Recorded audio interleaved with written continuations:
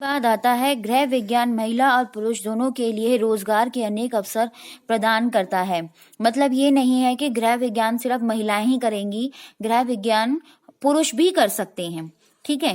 पहले जो हमारे परंपरागत रूप से भारतीय समाज में पुरुषों और महिलाओं के कार्यों के क्षेत्र को स्पष्ट रूप से निर्धारित किया जाता था। मतलब पहले जो हमारे पूर्वज थे उन्होंने ये बोला था कि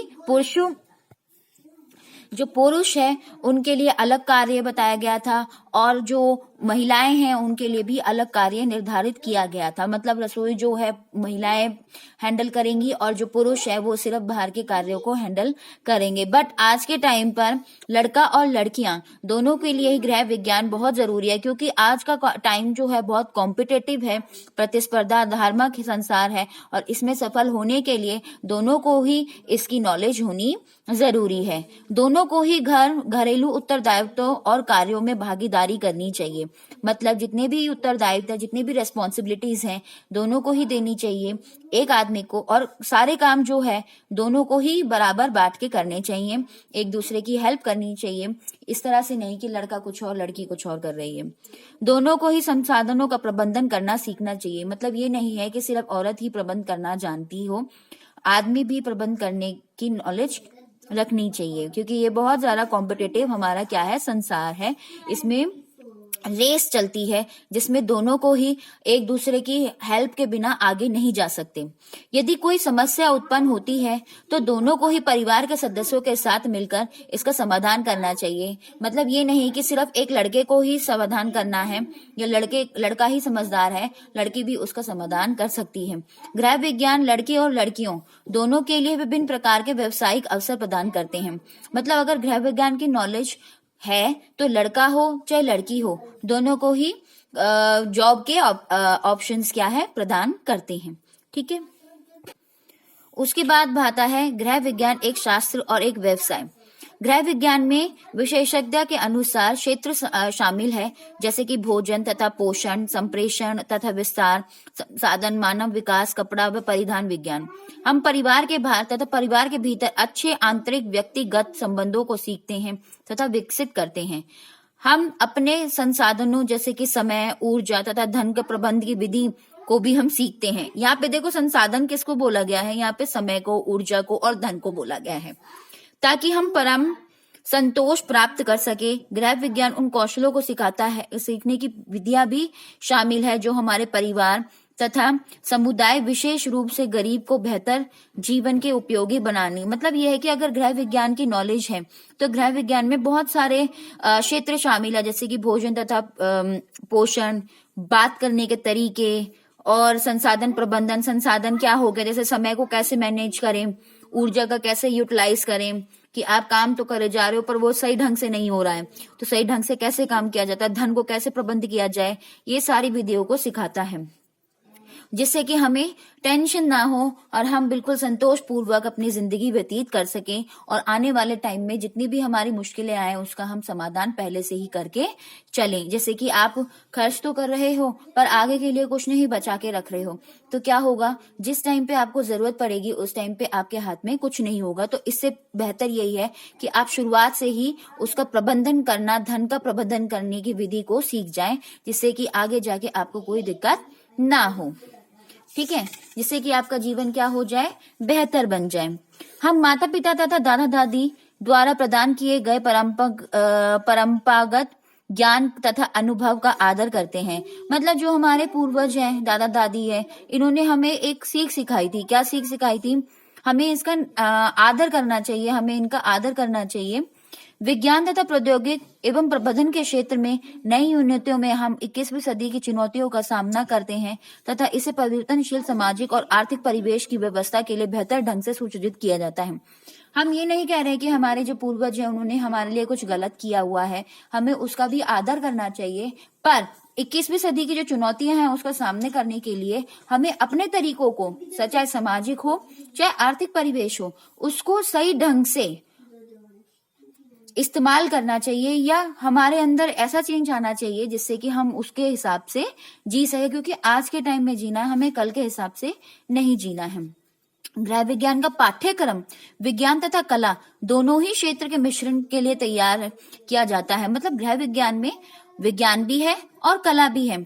गृह विज्ञान विद्यार्थियों के लिए कौशलताओं को विकसित करने तथा अवधारणाओं को समझने व उन्हें विभिन्न प्रकार की परिस्थितियों में लागू करने की क्षमता प्रदान करता है। मतलब गृह विज्ञान विद्यार्थियों के अंदर ऐसी कौशलताएं, ऐसी क्वालिटीज को विकसित करता है कि जिससे आने वाले टाइम में कोई भी परिस्थितियां हो वो सभी चीजों में लागू हो, ऐसी मतलब उसे सोचने समझने उसको सॉल्व करने की क्षमता उनके अंदर आती है। किसकी वजह से? गृह विज्ञान की वजह से। तो यही ज्ञान गृह विज्ञान के विद्यार्थियों के अन्य क्षेत्रों के विद्यार्थियों को एक कदम आगे रखता है। मतलब इसकी वजह से, सिर्फ गृह विज्ञान की वजह से जो विद्यार्थी हैं और भी क्षेत्र हैं, जैसे कि हम साइंस पढ़ रहे हैं, मैथ्स पढ़ रहे हैं, उसके अलावा और भी क्षेत्र है जिसमें बच्चों को एक कदम आगे पहले से ही रखता है, जिससे कि उन्हें रोजगार के अवसर मिल सके। फिर गृह विज्ञान के कौन कौन से ऐसे क्षेत्र हैं? आपने पता है कि मैंने अभी पहले यहाँ पे पढ़ाया था, इसमें एक शास्त्र और एक व्यवसाय। तो यहाँ पे बताया गया कि भोजन तथा पोषण ये इसका एक घटक है या क्षेत्र है। संसाधन प्रबंधन है, कपड़ा तथा वस्त्र विज्ञान है, मानव विकास एवं विस्तार है, और संप्रेषण मतलब बात करने की क्वालिटीज हैं। ठीक है, अब ये आहार एंड पोषण यहाँ पे हो जाएगा, भोजन और पोषण। तो इसके अंदर क्या क्या है? इसके अंदर भोजन का विज्ञान है। मतलब अगर आप गाजर खा रहे हो, गाजर का हलवा खा रहे हो, तो गाजर के हलवे में क्या क्या प्रेजेंट होता है? उसके अंदर दूध है, उसके अंदर गाजर है, उसके अंदर घी है, मीठा है। तो वो जो भी विज्ञान है उसका भोजन का, जैसे कि गाजर से हमें विटामिन ए मिल रहा है, चीनी से हमें ग्लूकोज मिल रहा है, एनर्जी मिल रही है ना, एनर्जी मतलब ताकत मिलती है। घी से हमें वसा मिल रहा है ना, और अगर हम दूध डाल रहे हैं तो उससे हमें सारे तो पोषक तत्व मिल रहे हैं। तो ये भोजन का जो विज्ञान है वो किसके अंदर मिला है? आहार तथा पोषण। इसी तरह से ये पूरा का पूरा है संसाधन, खाद्य, सेवा। और ये कपड़ा एवं वस्त्र विज्ञान। कपड़ा और वस्त्र विज्ञान कैसे है कि कपड़ा कैसा बना है, कैसे हुई है उसकी संरचना। टेक्सटाइल विज्ञान, उसके अंदर हम टेक्सटाइल इंडस्ट्री में जाएंगे तो वो उसके अंदर कौन सा कपड़ा है, कैसी क्वालिटी का कपड़ा है, कैसे डिजाइन का है, वस्त्र को कैसे डिजाइन रखा जाएगा, ये वस्त्र को कैसे रखा जाता है, उसका ध्यान कैसे रखा जाता है, ये सब विज्ञान किसके अंदर आ जाएंगे? हमारे कपड़ा एवं वस्त्र विज्ञान के अंदर आ जाएंगे। फिर उसके बाद आता संसाधन प्रबंधन। संसाधन प्रबंधन यहाँ पे हमने पढ़ा था कि ऊर्जा है, धन है ना, इस तरह की चीजें हैं, और एक समय है। ठीक है, तो समय है तो इन सब का प्रबंधन करना भी जानना चाहिए। तो ये भी है। और दूसरा, चीजों का इस्तेमाल कैसे किया जाए वो भी किस में आता है? संसाधन प्रबंधन में। सबसे पहले संसाधन प्रबंधन सीखते हैं इसके अंदर से। आवासन तथा उपकरण, आंतरिक साज सजावट, कैसे आप घर को रखते हो, उसके अंदर कैसे सजा सजा के चीजों को रखते हैं, और इससे रिलेटेड शिक्षा भी हमारी आती है इसके अंदर। फिर आता है मानव विकास। मानव विकास में कैसा बच्चा बड़ा होता है, किशोर अवस्था में, विवाह के बाद, ये पारिवारिक मार्गदर्शन इसमें बताता है, बुजुर्गों की देखभाल कैसे करते हैं, विशेष बच्चों की देख रेख कैसे करते हैं। विशेष बच्चे आते हैं स्पेशल चाइल्ड, जो कि हमारे CWSN में आ जाते हैं। बाल कल्याण, बाल का बच्चों का कैसे मतलब कल्याण किया जाए। संप्रेषण तथा विस्तार क्या होता है? संप्रेषण यहाँ पे माना जाता है ये कम्युनिकेशन। कम्युनिकेशन मतलब बात करने का तरीका या पर्सनालिटी डेवलपमेंट, ये सब संप्रेषण का माध्यम है ये। ठीक है, और कार्य नियोजन और उसका मूल्यांकन, मतलब कार्य नियोजन मतलब प्लानिंग करना भी आना चाहिए, और उसको वो प्लानिंग आपकी सही है नहीं है उसका मूल्यांकन करना आना चाहिए। परीक्षण तथा क्षमता निर्माण होनी चाहिए। सामुदायिक सेवा संगठन का प्रबंधन भी आना चाहिए। तो ये सब इसके अंदर है। ठीक है, अब आते हैं इसके आगे, और भी है। सबसे पहले क्या है? गृह विज्ञान से तात्पर्य क्या है? संसाधनों का प्रबंधन की कला सीखना, हाँ ये भी है। एक मध्यम उद्यम स्थापित करने के लिए कौशल विकसित करना, ये भी है। उपयुक्त सभी, तो ये दोनों ही इसके गृह विज्ञान है, तो इसीलिए हम इस पे क्या लगाते हैं? गा पे टिक लगा देंगे। अच्छा, दूसरा है निम्नलिखित में से कौन सा क्षेत्र गृह विज्ञान का विशेषज्ञता प्राप्त क्षेत्र नहीं है? भोजन विज्ञान पढ़ा था, गारमेंट डिजाइन ये भी है। यहाँ पे नर्सिंग नहीं है, नर्सिंग में कोई भी गृह विज्ञान नहीं है, तो इसलिए हमने इसको आगे टिक लगा दे, बाकी सारे क्या है हमारे गृह विज्ञान के क्षेत्र हैं। गृह विज्ञान में कार्य के अवसर हमारे पास दो है, स्वरोजगार जो कि हम अपने रोजगार खुद बनाते हैं, और दूसरा होता है हमारा रोजगार के अवसर। ठीक है, तो जब एक दर्जी अपनी खुद की सिलाई की दुकान खोलता है तो वो स्वरोजगार है, परंतु जब वह वेतन पर किसी गारमेंट फैक्ट्री में काम करता है, वही कार्य करता है, तो उसे हम क्या बोलते हैं, उसको हम बोलते हैं वेतन रोजगार, अर्थात किसी दूसरे के लिए कार्य करते हैं तो हम कहते हैं उसको वेतन रोजगार। अब आता है यहाँ पे कौन कौन से रोजगार आते हैं। पहला आता है कैटरिंग। कैटरिंग मतलब खाना बनाना, खान पान से रिलेटेड। तो उसमें क्या आता है, आप रोजगार के अवसर किसी कैंटीन में लग सकते हैं, किसी रेस्टोरेंट में स्टाफ के उसमें लग सकते हैं, चाय कॉफी की दुकान पे लग सकते हैं, या सर्विस स्टाफ भी बन सकते हो। पर अपना कार्य क्या हो जाएगा, जो काम यहाँ पे हम दूसरों के लिए कर रहे थे वही काम हम अपने लिए कर रहे हैं। घर में ही भोजन सेवा, जैसे कि आपको पता है होटल में आप खाना जो है वो बाहर से आता है, तो वो जो बना रहा होता है वो क्या, उसका स्वरोजगार है, वो भी तो कहीं अपने घर में ही बना रहा होता है। हॉबी क्लासेस आयोजित कर सकते हैं, खुद का canteen, restaurant, coffee, tea shop, ये सब का आप स्वामी बन सकते हो, मालिक बन सकते हो। फिर है खाद्य संरक्षण, बेकरी तथा कन्फेक्शनरी। यहाँ पे देखो केक बन रहा है, जूस है, अचार है, तो आप किसी भी कंपनी में उत्पादन के उसमें लग सकते हो, किसी में स्टाफ लग सकते हो, या सामुदायिक केंद्र का प्रभारी भी बन सकते हो। फिर दूसरा आता है कि आप खुद की, यहाँ पे ना सिर्फ दो पॉइंट्स ही याद करने हैं, ज्यादा नहीं करने हैं। घर पे ही अपने उत्पादन बना सकते हो, और उत्पादन दुकान की जो है उसके स्वामी बन सकते हो, हॉबी क्लासेस लगा सकते हो। फिर आता है आंतरिक साज सज्जा। आंतरिक साज सज्जा में इंटीरियर डिजाइनर बन सकते हो, फर्नीचर डिजाइनर, शोरूम में स्टाफ भी लग सकते हो, और यहाँ पे खुद की डिजाइनर बन सकते हो, खुद भी फर्नीचर डिजाइनर बन सकते हो, हॉबी क्लासेस बना सकते हो, शो केस तथा विंडो डिस्प्ले डिजाइनर भी बन सकते हो। Art and craft. Art and craft क्या होता है, सरकारी जो है उसमें कर्मचारी बन सकते हो आप, किसी में जाके आर्ट एंड क्राफ्ट की वस्तुओं को डिजाइनर कर सकते हो, उत्पादन इकाइयों में कर्मचारी भी बन सकते हो, और यहाँ पे सारा काम आपका खुद का होगा कि घर में क्राफ्ट केंद्र खोल सकते हो, हॉबी क्लासेस शुरू कर सकते हो, स्वयं की दुकान भी चला सकते हो। अब हाउसकीपिंग तथा लॉन्ड्री सेवाएं कैसे हो सकती है। आपने देखा होटल में जब आप रूम छोड़ के जाते हो, पीछे से एक स्टाफ आता है, वो सब कुछ साफ करके चद्दर वद्दर झाड़ के वो कर सकता है ना, तो वैसे में आप स्टाफ बन सकते हो किसी होटल में या गेस्ट हाउस में, या इंतजाम करने के लिए जो मालिक होता है वो भी बन सकते हो, प्रबंधक बन सकते हो। यहाँ पे आप खुद का हाउस चला सकते हो, घर में ही अपने गेस्ट पेंग गेस्ट सेवा शुरू कर सकते हो, ठेका ले सकते हो।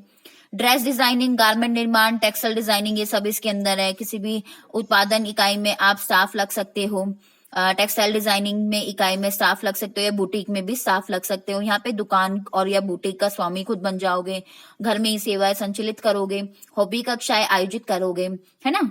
अब आता है अध्यापन। अध्यापन क्या होता है, मतलब टीचर।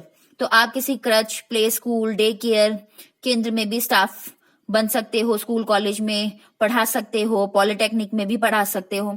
यहाँ पे खुद का खोलोगे सब कुछ, घर पे बच्चों को ट्यूशन पढ़ा सकते हो, है ना, डे केयर या स्कूल के पश्चात शिशुओं की देखरेख कर सकते हो।